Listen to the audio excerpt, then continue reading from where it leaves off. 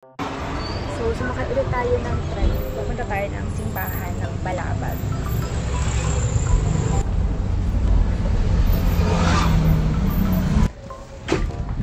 So, ayan guys. Ito yung kanilang simbahan dito sa Boracay.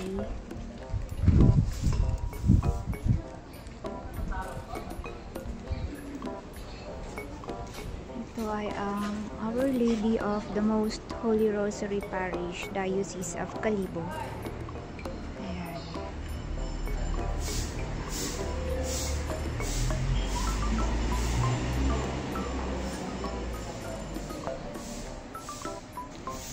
So, papasok muna ako sa loob bago tayo magtirik ng kandila doon.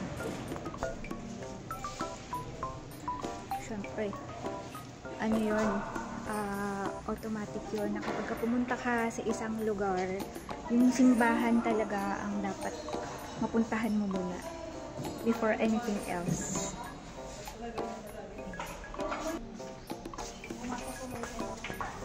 So, ayan, ito ang kanilang simbahan. Ito ang parang pinaka-Catholic church nila dito. Meron pa sa ilang simbahan paakit doon.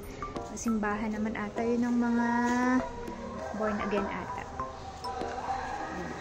Ayun. So, punta naman tayo doon sa may grotto at tayo sisindi ng kandila.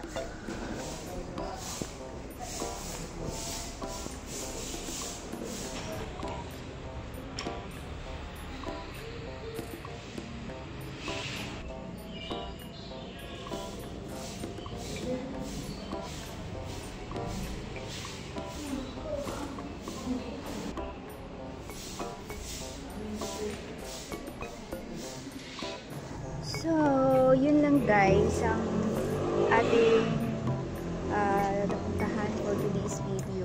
Tingnan ko pa kung ano pa yung pwede kong mapuntahan sa araw na to.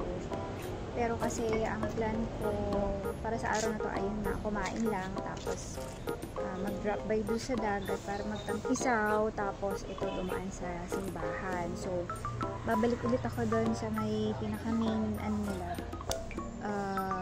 town. Tapos maghahanap ulit ako doon ng ano kung pwede makainan ulit or kung ano pa yung meron doon. So, yun. See you ulit guys sa next video. Bye!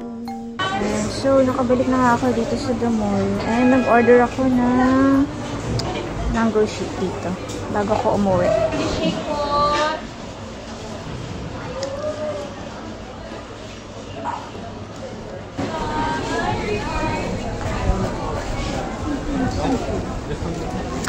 So, okay na ako guys. Uwi na ako para makapag-movie marathon na ulit.